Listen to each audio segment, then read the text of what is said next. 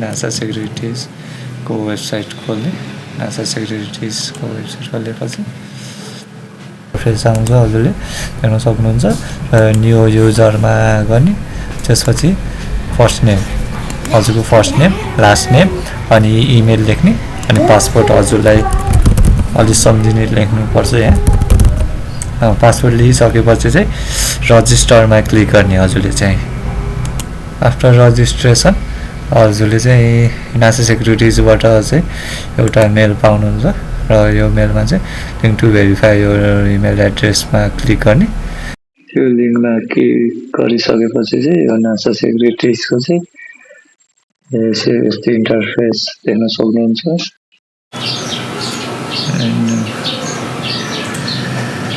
For demat number, त्यसको लागि हामीले मेरो सेयरबाट यो कपी गर्न सकिन्छ। मैले चाहिँ मेरो डिमेट नम्बर यहाँ राखेँ। मेरो सेयर डिमेट लेटरको लागि चाहिँ हामी चाहिँ मेरो सेयरबाट चाहिँ जाने, यो पिडिएफ डाउनलोड गर्ने यो, र मैले डेस्कटपमा डाउनलोड गरेको छु। डिटेल भन्नु भनेर नाम राखेर त्यसपछि चाहिँ यो चाहिँ हामीले चाहिँ यहाँ अपलोड गर्दा हुन्छ। मेरो कहाँ छ डेस्कटप, माई डिटेलमा हेरेको है। ओके, यसो क्लोज गरेँ र मैले यहाँ सबै काठमाडौँ, मेरो काठमाडौँ नजिक पर्छ ब्रान्च चाहिँ, म काठमाडौँ बसेको हुनाले। र यहाँ चाहिँ तपाईँले आफ्नो फोन नम्बर राख्न सक्नुहुन्छ। मैले चाहिँ यहाँ नम्बर राखिसकेँ। अब हाम्रो डेट अफ बर्थ राख्न सक्नुहुन्छ, हजुरको नागरिकता अनुसार राख्नुपर्छ। मैले जेन्डर चाहिँ हुन्छ फिमेल, म्यारिड। यसरी चाहिँ हजुर जेन्डर मेल हुनुहुन्छ भने मेलमा टिक लगाउन सक्नुहुन्छ। अनि स्ट्याटस के छ हजुरको, सिङ्गल हुनुहुन्छ भने सिङ्गल, म्यारिड, डिभोर्स छ भने डिभोर्समा यो चाहिँ हजुरको नागरिकताको नम्बर, अनि कहाँबाट हजुरले निकाल्नु भएको त्यो नागरिकता, अनि त्यसपछि सिटिजन इस्युज डेट भनेको चाहिँ जारी गरेको मिति, कहिले जारी गरेको थियो त्यति बेलाको डेट चाहिँ लेख्नुपर्छ हेरेसमा हामीले। मैले चाहिँ जारी मिति राखिसकेँ। अब यो एनआइडी भनेको चाहिँ परिचय पत्रको नम्बर राख्नुपर्छ। यहाँ चाहिँ हामीले प्यान नम्बर अप्सनल छ, पासपोर्ट नि अप्सनल छ। त्यसपछि हामी नेक्स्टमा जान्छौँ। यहाँ चाहिँ फर्स्ट नेममा चाहिँ हजुरले चाहिँ आफ्नो बुढाको नाम लेख्न सक्नुहुन्छ। यदि छैन भने चाहिँ हजुर अनम्यारिड हो भने चाहिँ यहाँ केही नै लेख्नु परेन, यो डिटेल सायद आउँदैन होला। र फादर्स नेम, बुवाको नाम लेख्नु पर्यो, बाबाको। मदर्स नेम भनेको हजुरले मुवाको या मम्मीको नाम लेख्नु पर्यो यहाँ। त्यसपछि ग्रेन्ड फादर्स नेम भनेको हजुरले चाहिँ हजुरबा या जीवाको नाम लेख्नु पर्यो। अनि फादर्स इन ल नेम भनेको चाहिँ हजुरले यहाँ चाहिँ ससुर बुवाको नाम लेख्नु पर्यो है, हजुर म्यारिड हुनुहुन्छ नि। अनि यहाँ चाहिँ हजुरले चाहिँ ससुर आमाको नाम लेख्नु पर्यो, आफ्नो बुढाको मुवाको नाम लेख्नु पर्यो यहाँ चाहिँ। अनि यहाँ चाहिँ हजुरको चाइल्ड छ भने चाहिँ उसको नाम लेखिदिने, चाइल्ड या डटर कुन हुनुहुन्छ त्यो लेखिदिने। हजुरले एउटामा लगाइदिनुहुन्छ टिक। त्यसपछि नेक्स्ट गर्ने। र हाम्रो यो जति पनि गर्दै गएको छ हामी चाहिँ यो ग्रिनले हाइलाइट गरेको छ, जुन चाहिँ हाम्रो ओके डन, तिमीले अहिलेसम्म गरेको सबै राम्रो भएको छ भन्न खोजेको यो चाहिँ। अब हामीले चाहिँ यो एड्रेस, हामीले चाहिँ यहाँ पर्मानेन्ट नेपाल छ, हामी नेपाली भयौँ। र प्रोभिन्स हजुर कुन प्रोभिन्समा हुनुहुन्छ, प्रदेशमा, त्यो भन्ने। म चाहिँ गण्डकीमा पढ्छु र मेरो लमजुङ छ, लमजुङ। त्यसपछि हजुरको अब कुन नगरपालिका या पालिका, गाउँपालिका कुन छ हजुरको, त्यसमा टिक लाउने। त्यसपछि हजुरको वार्ड नम्बर कतिमा पर्छ त्यो यसको अप्सन यहाँ हुन्छ, त्यसमा क्लिक गर्ने। त्यसपछि टोल, हजुरको टोल या हजुरको गाउँ ठाउँलाई के भन्छ त्यसको नाम लेख्ने।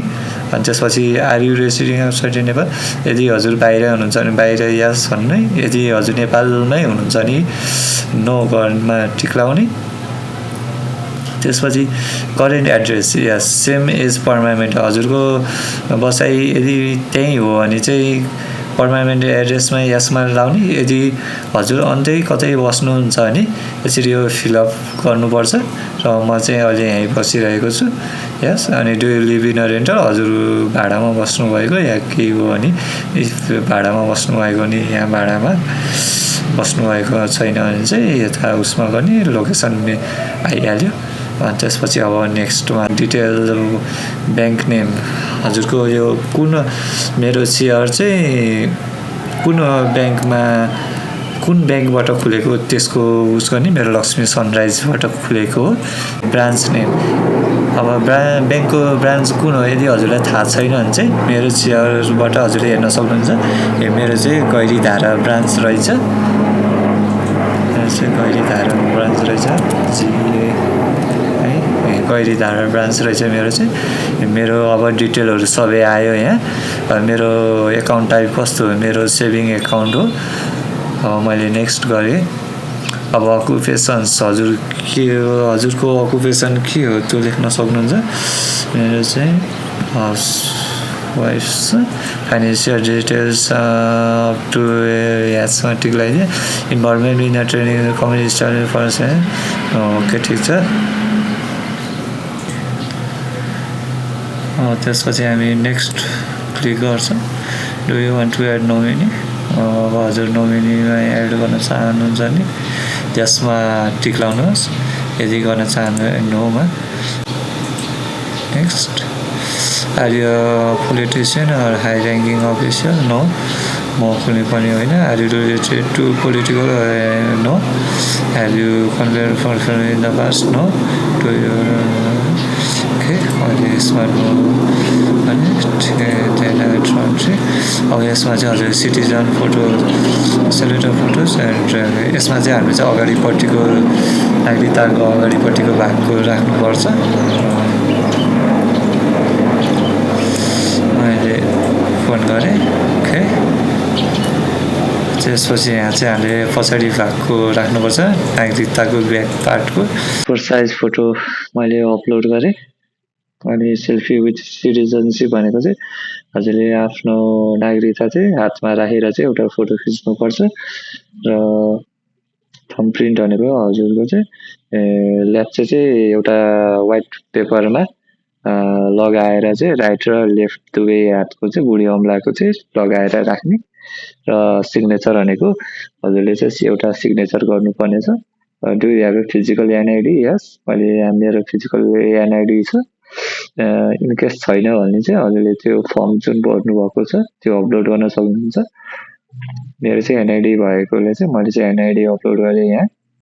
डिमेट कन्फर्मेसन लेटर भनेको छ अघि जुन हामीले मेरो सेयरबाट पिडिएफ डाउनलोड गरेको थियो नि त्यसको स्क्रिनसट गरेर चाहिँ यहाँ अपलोड गर्न सक्नुहुन्छ। र मैले सबमिट गरेँ। यो सबमिट गरेपछि चाहिँ हजुरले क्लाइन्ट युज गर्न सक्नुहुन्छ। Okay, proceed. Under 2 working hours 2 working डेजमा चाहिँ अब हजुरको चाहिँ एप्रुभल आउँछ। यसरी चाहिँ हजुरले चाहिँ ट्रान्सफर सेक्युरिटिजबाट चाहिँ अनलाइन ब्रोकर एकाउन्ट खोल्न सक्नुहुन्छ। 2 डेज वर्किङ भित्रमा चाहिँ मेरो चाहिँ केवाइसी एप्रुभ भइसकेको छ। र मैले हजुरले त्यहाँ अब यहाँ क्लिक गर्ने। यो ट्रेडिङ स्कुल भनेको चाहिँ यहाँबाट चाहिँ हजुरले चाहिँ फन्डामेन्टल एनालाइसिसहरू र विभिन्न अरू कुराहरू चाहिँ यहाँले सिक्न सक्नुहुन्छ। वालेट भनेको चाहिँ हजुरले डिपोजिट गर्ने बेला चाहिन्छ, ट्रेडिङ गर्ने बेला यहाँले गर्न सक्नुहुन्छ।